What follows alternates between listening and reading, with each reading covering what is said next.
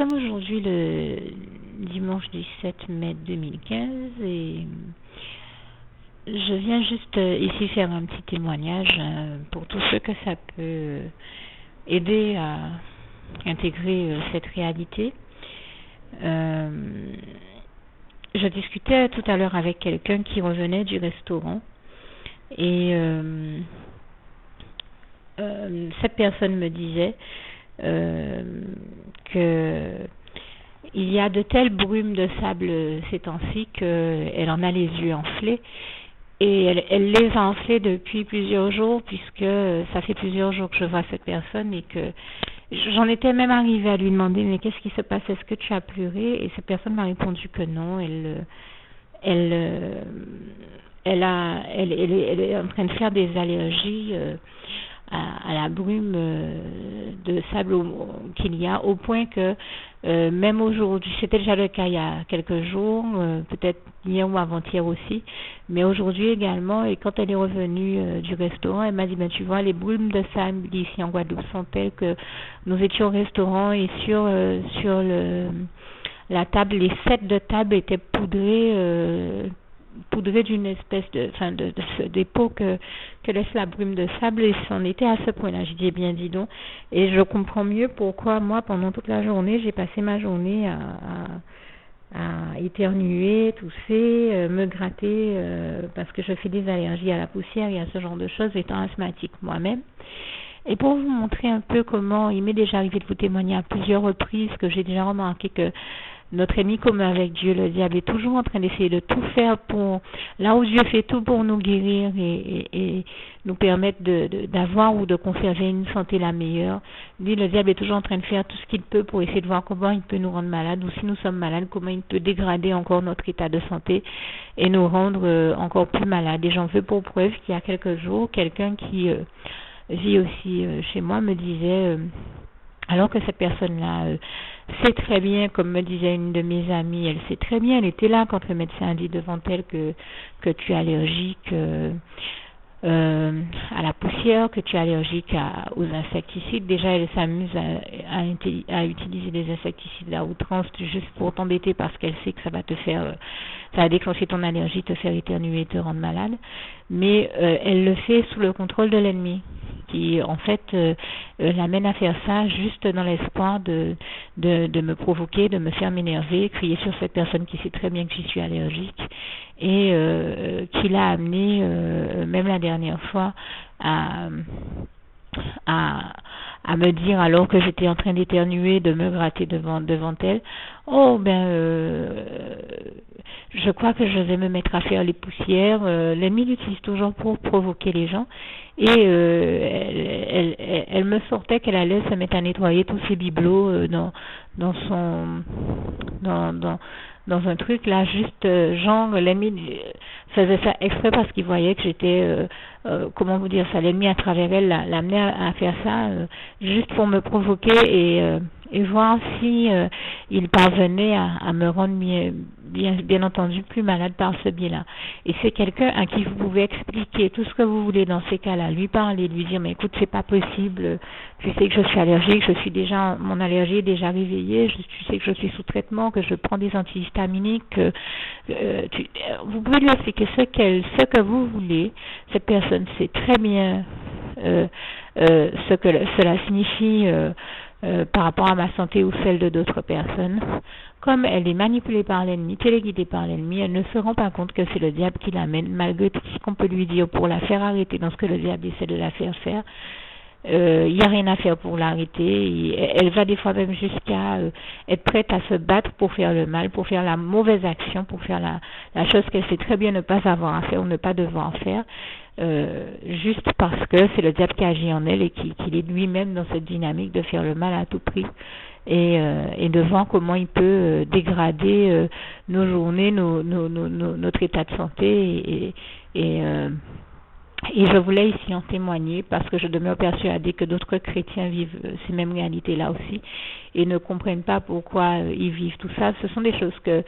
nous vivons, il faut le comprendre. Il s'agit de ne pas les prendre trop personnellement et contre nous parce que le diable emmerde tout le monde. C'est un emmerdeur fini, comme on discutait un jour avec un frère en Christ. Comprenez ici que je parle aussi crûment parce que c'est vraiment le mot qu'il a utilisé, et j'ai compris qu'il ne le disait pas comme moi-même. Je ne le dis pas pour être vulgaire, mais pour bien faire comprendre.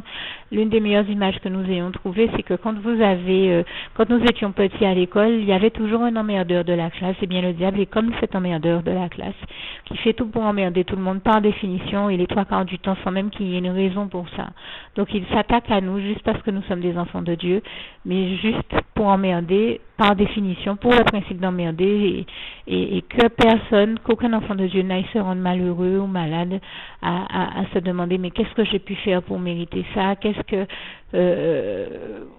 erreur j'ai faite pour me retrouver à vivre ça, ou qu'est-ce que je dois changer en moi pour me retrouver à ne plus pouvoir vivre ça. Ça n'a rien à voir avec notre tempérament, notre caractère ou quoi que ce soit que nous ayons qui pose problème. La seule chose qui pose problème au diable, en fait, c'est le simple fait que nous soyons des enfants de Dieu. Il s'acharne sur nous comme il s'est acharné sur notre Jésus-Christ, mais toute la gloire soit rendue à Dieu, qui en toutes ces choses nous rend plus que vainqueurs, comme ce passage de Romains 8 verset 37 nous le rappelle bien, et qui surtout nous délivre toujours de toutes les mauvaises œuvres destructrices du diable, toutes ces œuvres négatives, néfastes et destructrices. Et j'en ici grâce et gloire à Dieu, puisque le psaume 34 versets 16 à 20 nous le rappelle là encore très bien, nous démontre encore très bien toute cette réalité. Donc ne perdons surtout pas espoir, ne nous décourageons pas et ne nous mettons pas non plus martel en tête, ne perdons pas notre temps à laisser le diable nous amener à nous culpabiliser. Nous n'avons à nous culpabiliser de rien, puisque nous ne sommes coupables de rien. Le seul coupable et responsable de toutes ces choses, c'est le diable et nul autre. Donc que personne n'aille se rendre malheureux inutilement pour ça. Bien au contraire, il s'agit de ne surtout pas perdre de vue que, comme il est écrit en 1 Jean 4 verset 4, celui qui vit en nous, Dieu, est plus grand que le diable qui est vaincu, qui est déchu, et toute la gloire en revient à Dieu, à Jésus et à son Saint-Esprit. Et de ne pas perdre aussi que nous savons que Dieu nous délivrera du diable et de toutes ces exactions et méfaits et œuvres destructrices, puisque ce passage de Romains 16 verset 20 nous le décrit encore si bien, et le Dieu de la paix écrasera bientôt Satan sous vos pieds. Demeurez donc dans la grâce du Seigneur Jésus, je le dis à ma manière, et également dans la paix du Christ. C'est vraiment ce à quoi je vous invite, que mon témoignage ici n'effraie personne, mais bien au contraire encourage tous ceux qui peuvent s'en trouver encouragés, dans la mesure où il s'agit de rappeler que nous pouvons garder espoir et mettre notre confiance totale en Dieu, en Jésus-Christ et en son Saint-Esprit, qui nous délivre toujours de tout ce que l'ennemi peut bien chercher à nous faire, puisque comme nous le savons, tout est possible à Dieu, comme il est écrit en Marc 10 verset 27. Et quand je vous invitais tout à l'heure à demeurer aussi dans la paix du Christ, eh bien, je vous rappelle à toute fin utile ce passage de Philippiens 4, verset 7, que la paix de Dieu qui surpasse toute intelligence garde vos cœurs et vos pensées en Jésus-Christ. Que Dieu vous garde et vous bénisse tous. À bientôt. Juste une petite précision pour tous ceux qui ne sont pas encore, qui n'ont pas encore choisi la meilleure des options qui soit, qui est celle d'aller se placer, de faire le choix à soi-même, d'aller se placer dans les bras d'amour de Jésus-Christ, pour se mettre à l'abri de ce monde cruel. Eh bien, je partage avec vous la prière par le biais de laquelle on y accède. Et commence par vous rappeler également ce passage de Jean 14 verset 6 où il est écrit que Jésus-Christ est le chemin, la vérité et la vie. Nul ne vient au Père, Dieu, sans passer par le Fils Jésus-Christ, bien sûr. Je le dis à ma manière, vous regarderez comme il est actuellement écrit dans vos Bibles là encore. Et donc, n'hésitez pas à ouvrir vos cœurs à Dieu, à Jésus, à son Saint-Esprit, à être sincère avec lui et à lui adresser la prière qui suit, à lui dire tout simplement: Éternel mon Dieu, Seigneur Jésus-Christ, moi, un tel, vous dites votre nom et votre prénom, je t'accepte aujourd'hui comme mon sauveur personnel, le seul maître et roi de ma vie. Je remets toute ma vie entre tes mains, puisqu'elle t'appartient, éternel mon Dieu, puisque tu l'as créée, cette vie. Donc tu en es donc le seul maître et propriétaire comme de tout ce qui existe dans tout l'univers. Je remets donc toute ma vie entre tes mains, je te la donne. Merci, éternel mon Dieu, aussi de permettre que cette vie que tu m'as donnée continue à être à ta gloire, et que Je continue à te servir, à t'appartenir pour l'éternité, d'éternité en éternité. Merci aussi, Seigneur, de faire que je continue donc à te servir et à t'appartenir pour l'éternité, d'éternité en éternité. Et aussi, Seigneur, de m'accorder la grâce de ton pardon et de ta miséricorde pour tous les péchés que j'ai commis tout au long de ma vie, jusqu'à la date d'aujourd'hui incluse. Et c'est au nom puissant du Seigneur Jésus-Christ que j'ai fait cette prière. Et à vous tous qui avez fait cette prière, je vous dis que Dieu vous bénisse abondamment, puissamment, richement. Et surtout, n'hésitez pas à la partager avec tous vos proches et contacts, amis, membres de vos familles, collègues, bien-aimés, tous ceux que vous aimez. Et surtout tous ceux à qui Dieu vous mettra à cœur, avec qui Dieu vous mettra à cœur de la partager. Et comme j'aime à le dire, si vous n'avez pas encore pris le temps de faire cette prière, comprenez bien que voilà, ça ne vous coûte rien de la faire, c'est gratuit, c'est indolore, et que voilà, vous n'êtes pas obligé de me croire, mais moi il m'est arrivé tout comme vous de devoir faire cette prière un jour dans ma vie, et quand on m'a proposé de la faire, je me suis dit, et si c'était vrai, et si c'était vraiment Dieu qui, par ce biais-là, m'appelait à lui et me demandait de lui donner ma vie, de l'accepter, c'était Jésus qui était en train de vraiment me tendre la main et qui était en train de me demander de l'accepter comme mon sauveur personnel, je ne pourrais pas passer à côté de l'occasion de lui dire oui, parce qu'il faut aussi que je reste ouvert ou ouverte à ce que Dieu peut avoir à me dire.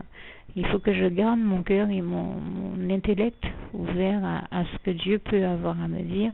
Donc je me suis dit, je ne peux pas courir le risque de passer à côté de mon éternité, de passer à côté des meilleures choses de la vie, surtout si le maître et créateur de la vie m'appelle et cherche à me sauver. Pour être sauvé, il faut bien que je lui dise oui, que je souhaite qu'il me sauve. Oui, Seigneur Jésus-Christ, je t'accepte comme mon sauveur personnel. Et c'est le sens de cette prière. Et comme je dis, elle ne nous coûte rien à faire. Et puis surtout, moi je vous dis, du jour où je l'ai faite, j'ai vu Jésus changer ma vie en mieux sur tous les plans. Et donc je crois que ça ne vous coûte rien, ça ne vous coûte rien vous non plus de la faire et puis d'expérimenter, de regarder comment les choses vont se dérouler dans votre vie, de regarder Jésus changer votre vie en mieux, à vous aussi. Et voilà, d'en faire l'expérience. Et pour en faire l'expérience, il faut commencer par faire cette prière. Donc si vous ne l'avez pas encore dite, réembobinez tout simplement cette vidéo ou ce document si vous préférez, réécoutez-le et dites avec moi la prière que vous m'avez entendu mentionner. Et n'oubliez surtout jamais que tout est possible à celui qui croit en Dieu, en Jésus-Christ et en son Saint-Esprit, comme il est écrit en Marc 9, verset 23, et que tout est possible à Dieu, comme il est écrit en Marc 10, verset 27. Que Dieu vous bénisse donc et à bientôt.